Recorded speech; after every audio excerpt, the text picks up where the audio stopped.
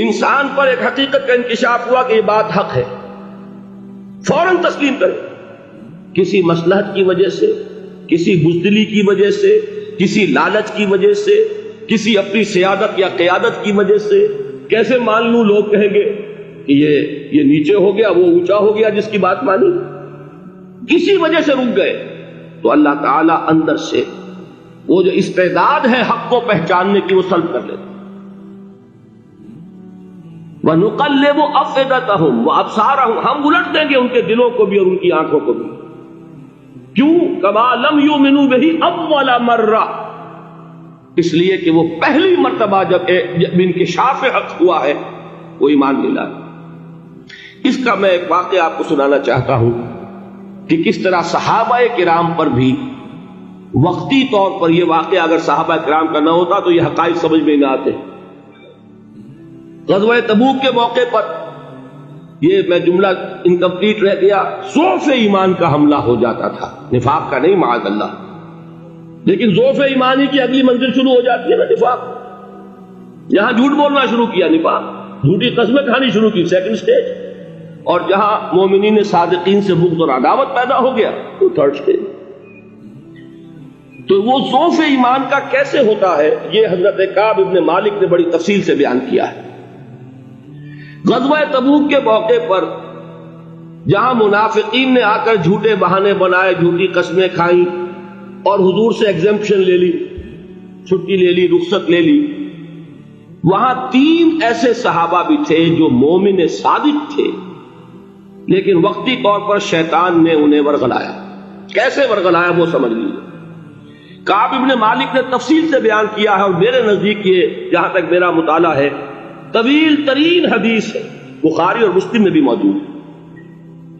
حضور جب واپس آئے ہیں اور اب آپ نے ایک ایک کو بلایا، جن لوگوں نے تو پہلے جھوٹی قسمیں کھا لی تھی ان کو تو بلانے کی ضرورت نہیں تھی، لیکن کچھ لوگ ایسے بھی تھے کہ جنہوں نے ایگزمپشن بھی نہیں لی تھی اور گئے بھی نہیں تھے. اب ان کو آپ نے ایک ایک کر کے پیشی ہوئی، آپ کیوں نہیں گئے تھے؟ تو اب جو منافقین تھے ان میں سے انہوں نے اس موقع پہ جھوٹی قسمیں کھا لی. خدا کی قسم حضور ہم تو بالکل تیار تھے، پوری میں نے تیاری بھی کر لی تھی، پورا ارادہ تھا، یہ وقتی طور پر یہ مصیبت مجھ پر آ گئی. جس نے قسم کھائی انہوں نے کہا اچھا ٹھیک ہے جائیے.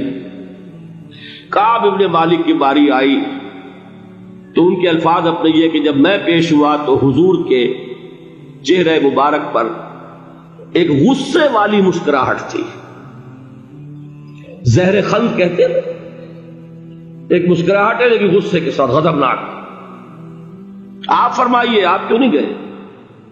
حضرت کعب یہ فرماتے ہیں کہ میں نے عرض کیا کہ حضور زبان میرے پاس بھی ہے، جھوٹ میں بھی بول سکتا ہوں، لیکن جھوٹ بول کر میں اس وقت آپ کی ناراضگی سے تو بچ جاؤں گا لیکن اللہ کے پکڑ سے نہیں بچ سکوں گا. میں اعتراف کرتا ہوں کہ جتنا صحت مند میں اس زمانے میں تھا کبھی نہیں تھا، جتنا فارغ البال اس وقت تھا کہ میرے پاس ساز و سامان موجود تھا راستے کے لیے، اتنا میں کبھی نہیں تھا. لیکن ہوا کیا؟ ہوا یہ کہ مجھے میرے نفس نے، شیطان نے پٹی پڑھائی. وہ پٹی کیا پڑھائی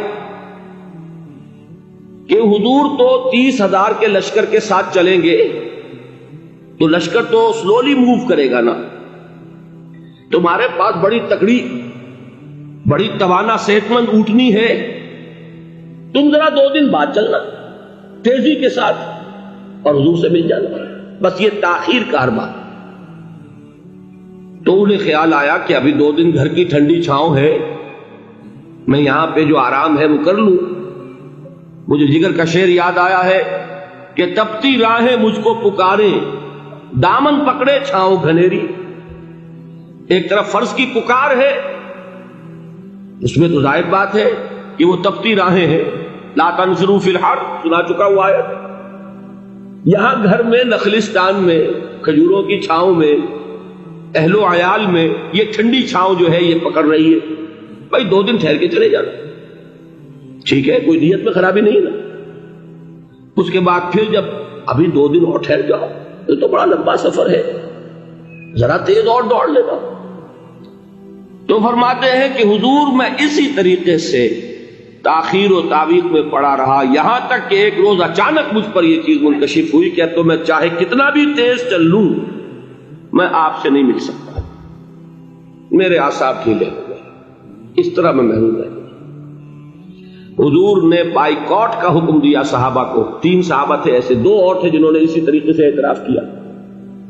حضور نے حکم دے دیا کوئی ان سے گفتگو نہ کرے، سوشل بائیکاٹ، بڑی سخت سزا تھی جو دی گئی ہے، اس کی بڑی تفاصیل ہے، اللہ تعالیٰ شوق دے تو وہ حدیث پوری پڑھی ہے، میں نے تو 2 جمعوں میں ایک مرتبہ صرف اس ایک حدیث کو بیان کیا تھا، شاید کئی کیسٹس ہوں میرے ہاں، ہمارے نمبر کوئی مجھے یاد نہیں ہے، لیکن یہ بڑی عجیب حدیث ہے۔ لیکن اس میں جو اصل سبق ہے وہ کیا ہے؟ اس طریقے سے شیطان لے تو لال، تاخیر، تعویق، ابھی کیا جلدی ہے، ذرا اس کام سے فارغ ہو لو، ذرا پھر تلافی کر لینا، ذرا زیادہ زور سے کام کر لینا، یہ وہ چیز ہے کہ جو وہ تو خیر صحابی تھے بچ گئے، اگر وہاں جھوٹی قسم بھی کھا دیتے تو گئے تھے۔ یہ تو اتنا ہی ہے نا، مردی و نامردی قدم فاصلہ دارت، اس میں تو یہی ہے کہ ذرا ایک جھوٹی قسم کھا دیتے، جھوٹے بہانہ بنا دیتے تو اب ضعف ایمان نہ رہتا، وہ نفاق کی سرد شروع ہو گئی۔ وہ اللہ تعالیٰ نے ان کو بچایا۔